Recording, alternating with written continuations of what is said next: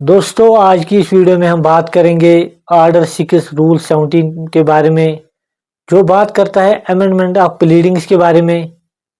یا جس کو ہم عام طور پہ دعویٰ میں ترمیم کے بارے میں بات کر رہا ہے۔ جب بھی ایک دعویٰ ایک سوٹ کورٹ میں فائل ہو جاتا ہے، اس میں دو طرح کی پارٹیز ہوتی ہے، ایک کو ہم پلینٹف کہتے ہیں، دوسرے کو ہم ڈیفینڈنٹ کہتے ہیں۔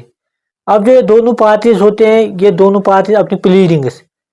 مثال جیسے پلینٹف وہ اپنی پلینٹ کورٹ کے سامنے پیش کرتا ہے، اسی طرح سے جو ڈیفینڈنٹ ہوتا ہے وہ ریٹن سٹیٹمنٹ اب کورٹ کے سامنے پیش کرتا ہے، جس کو ہم دعویٰ و جواب دعویٰ بھی کہتے ہیں۔ یہ جو دونوں چیزیں رہتی ہے، پلینٹ اور ریٹن سٹیٹمنٹ، ان کو ہم پلیڈنگز کہتے ہیں۔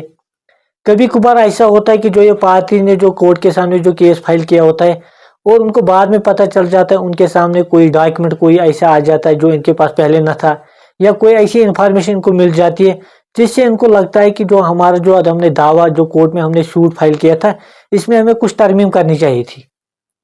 جو ان کو بعد میں جو انفارمیشن یا بعد میں جو ان کے پاس جو ڈاکیومنٹ ملا، اس کی بنیاد پہ وہ چاہتے ہیں کہ اس لیے چاہتے ہیں کیونکہ دوسرا ہمیں سوٹ فائل نہ کرنے پر، ہمیں دوسرا کیس نہ فائل کرنا پڑے، بلکہ اسی دعوے کو ہم آگے چلا کے یہ چیزوں کو ان چیزوں کو بھی انکلوڈ کریں۔ اس صورت میں کورٹ ان کو اجازت دیتا ہے امینڈمنٹ آف پلیڈنگ، جو ان کی انہیں ترمیم کرنی ہے، کس کو دعویٰ میں ترمیم کرنی ہے، ریٹن سٹیٹمنٹ میں جو جواب دعویٰ انہیں لکھ اس میں ترمیم کی اجازت دیتا ہے۔ جو آرڈر 6 رول 17 وہ بات کر رہا ہے کہ جو ہر طرح کی پلیڈنگز کی اجازت ہے کہ کسی بھی وقت پہ جو پارٹیز ہو دونوں سائڈ سے، وہ پلینٹف ہو یا ڈیفینڈنٹ ہو، وہ امینڈ یا آلٹر کر سکتے ہیں اپنی پلیڈنگز کو، اور اس کی وجہ سے انجسٹس جو دوسری پارٹی اس کو کاز نہ ہونا چاہے، اور کوئی بھی کنٹروورسی جو ہے اس کو حل کرنے کے لیے وہ اپنی پلیڈنگز کو امینڈ کر سکتے، اس میں ترمیم لا سکتے ہیں۔ اس طرح اس کا پروویژن یہ کہہ رہا ہے کہ آفٹر ٹرائل جب شروع ہو جائے، عام طور پہ ہم امینڈمنٹ آف پلیڈنگز میں ترمیم کرنے کی اجازت نہیں دیں گے، اس صورت میں دے سکتے کہ ڈیو ڈیلیجنس، پوری کوشش کے باوجود جو وہ پارٹی جو ترمیم کرانا چاہتی ہے اپنے دعوے میں، اس کے سامنے وہ انفارمیشن نہ تھی، تب اس کے پاس وہ ڈاکیومنٹ نہ تھا جس وقت اس نے یہ سوٹ فائل کیا تھا کہ وہ ان چیزوں کو انکلوڈ کرتے، اس صورت میں اس کو اجازت دی جا سکتی ہے کہ وہ امینڈ کر سکتے اپنی پلیڈنگز کو۔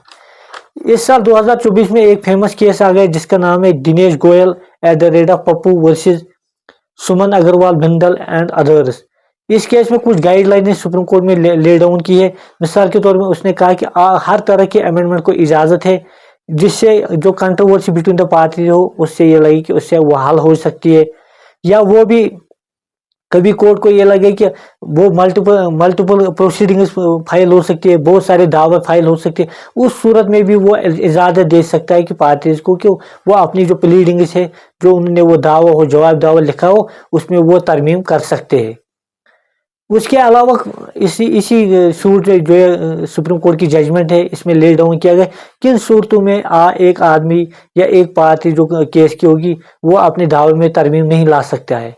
مثال کے طور پر اگر یہ ہے کہ اس کی وجہ سے جو کاز آف ایکشن ہے وہی بدل جائے، مطلب جو پہلے کیس جس بنیاد پہ فائل کیا گیا تھا اس کی نوعیت ہی بدل جائے، اس صورت میں امینڈمنٹ جو اپنا دعویٰ اس میں ترمیم کی اجازت نہیں دی جا سکتی ہے۔ یا جو دوسری پارٹی یا کوئی بھی پارٹی جو اس نے کوئی ایڈمیشن کی، جو پہلے اس نے پلینٹ یا ریٹن سٹیٹمنٹ میں کوئی بات ایسی کہی ہوگی جس سے دوسری پارٹی کو فائدہ ہوتا ہوگا، یا اس نے کوئی بات قبول کی ہو، ایڈمیشن کیا ہوگا کسی چیز کا، اور وہ جب وہ ترمیم کرانا چاہے اس میں اس سے مطلب وہ منحرف ہونا چاہتا ہے، اس کے وہ ایکسیپٹ کرنے سے باز آ رہا ہے، اس جو ترمیم اس کی اجازت نہیں دی جا سکتی ہے۔ اس طرح ٹائم بعد کلیم، کوئی پرانا کوئی مسئلہ ہو، کوئی پرانی کوئی مطلب اس کے پیسے ہو جو اب ختم ایز پر قانون اس کی لائبلٹی ختم ہو چکی ہو، اب وہ امینڈمنٹ آف پلیڈنگ ترمیم کی وجہ سے ان کو وہ سامنے لانا چاہتا، اس صورت میں بھی اس کی اجازت نہیں ہے۔ اس طرح سے کوئی جو پریئر کلاز ہے اس میں کوئی مالافائڈ نیچر کا کوئی اس نے وہ پریئر کی مانگ کی ہوگی، اسی طرح سے کوئی ایسی امینڈمنٹ جس سے جو نیچر آف دا کیس ہے وہ ٹوٹلی چینج ہوتا ہوگا، پہلے میں پارٹیشن سوٹ کی بات کر رہا ہے، اب دوسرے میں وہ انجنکشن کی بات کر رہا ہے، پہلے میں ڈکلریشن کی بات ہے، دوسرے میں کسی اور چیز کی بات کرے، اس صورت میں جو کورٹ کیس کا جو نیچر ہوگا وہ بدل رہا ہو، اس صورت میں بھی اجازت نہیں ہوگی۔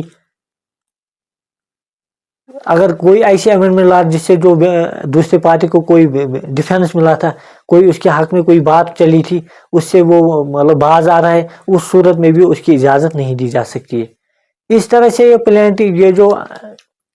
अमेंडमेंट का तरमीम का जो हक है ये बहुत पार्टीज को है, ये प्लेंटिफ को भी हक है, डिफेंडेंट को भी हक दिया है कानून ने। इस तरह से कुछ चीजें ऐसी है जहाँ पे कोर्ट जो इजाजत नहीं देगा क्या प्लेंटिफ को या डिफेंडेंट को अपने दावा या जवाब दावा में तरमीम के लिए। मिसाल के तौर पर जब कंट्रोवर्सी के रिगार्डिंग कोई मामला ही ना हो, या कभी ऐसे कि वो फ्रिवरसल लिटिगेशन के लिए या टाइम कंज्यूमिंग के लिए कोई ऐसी अमेंडमेंट ला रहा है उसकी इजाजत नहीं दी जा सकती है, या कोई मॉडिफाइड कोई रीजन की वजह से इजाजत नहीं दी जा सकती है। इस तरह से जो प्लेंटिफ का जो दावा हो वो जो डिफेंडेंट का रिटन स्टेटमेंट उनका जो भी इजाजत जो अमेंडमेंट ऑफ प्लीडिंग्स वो भी उसका भी नेचर डिफरेंट है, क्योंकि जब कोई प्लेंट में या दावा में ही अमेंडमेंट लाना चाहे उस सूरत में वो काज ऑफ एक्शन भी चेंज कर सकता है, उस सूरत में वो नेचर ऑफ द केस को भी चेंज कर सकता है। उसके बाद बहुत सारी मतलब